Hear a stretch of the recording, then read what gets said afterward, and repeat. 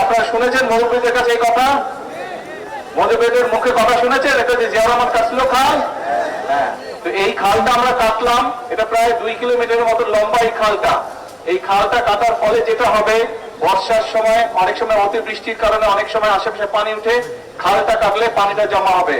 আবার আমরা দেখেছি শুকনো মৌসুমে অনেক সময় পানি পাওয়া যায় না, সেই সময় খালে পানি থাকলে কৃষকরা আশেপাশে জমি জমা যাদের আছে চাষবাস করে এই পানিটা পাবে, অর্থাৎ এলাকার মানুষের উপকার হবে এই পানিটা, এই খালে পানিটা থাকলে। আপনাদের উপকার হবে? আচ্ছা, তাহলে চলেন আমরা এই খালটাকে পুনর্খনন করি, এই খালের পুনরায় পানি নিয়ে আসি, এই খালের দুই পাশে আমরা গাছ লাগাই, এই খালের মধ্যে মাছ ছাড়ি, তরুণ যুবক যারা আছে, যারা বেকার আছে, তাদেরকে আমরা দেখবো এই খালটা লিজ দেওয়া যায় নাকি, তাহলে তারা এখানে মাছের চাষ করতে পারবে। মা বোনেরা পাশ দিয়ে শাক সবজি করতে পারবে। খালের দুপাশে বড় বড় গাছ লাগাতে হবে, পারবেন ইনশাআল্লাহ। আমরা এরকম খাল সারা বাংলাদেশে আগামী 5 বছরে 20,000 কিলোমিটার খাল এরকম খননের পরিকল্পনা আমরা নিয়েছি। আমরা যে সবাই হাত লাগাই, ইনশাল্লাহ এই দেশে পানির যে সমস্যা সেইটা আমরা সমাধান করতে সক্ষম হবো যদি এই খাল আমরা কাটতে পারি।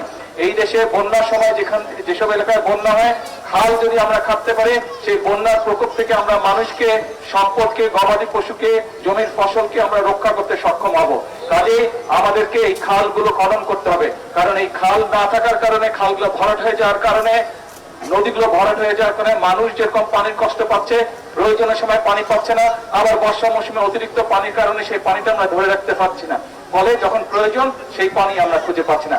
আসেন আমরা খাল কাটি। কাজটা ভালো হয়েছে না খারাপ হয়েছে? খাল কাটা ভালো হয়েছে। তাহলে দোয়া করেন, আমি তো আপনাদের এলাকার সন্তান, দোয়া করেন যাতে এই খাল কাটা সহ আরো যেগুলো কর্মসূচি হাতে নিয়েছি, ইনশাআল্লাহ আপনাদের এই সরকার যদি সেই কাজগুলোতে সফল হয়। কে করবেন তো দোয়া?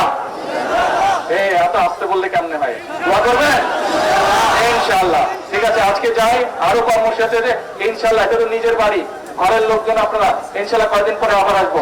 দোয়া করবেন। দোয়া মুরব্বীদের কাছে, মা বোনদের কাছে দোয়া চেয়ে গেলাম। আসসালামু আলাইকুম।